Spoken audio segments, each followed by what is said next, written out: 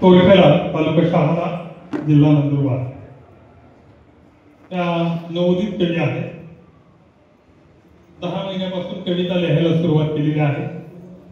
मुक्त छंदातच त्यांच्या कविता या आहेत.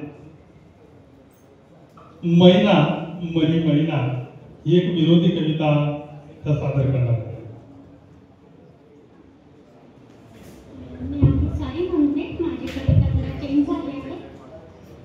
मी नवीन आहे आई आणि मला फारशी जमत नाही. काही चुकलं तर क्षमा करावी. मी सासरवाशी खेड्यात राहते म्हणून सासरवाशी मुलीची व्यथा कशी असते ती माझ्या आई आणि कवितेतून मांडू इच्छिते. धाड नमाडी भावले वाले माहेरनी याद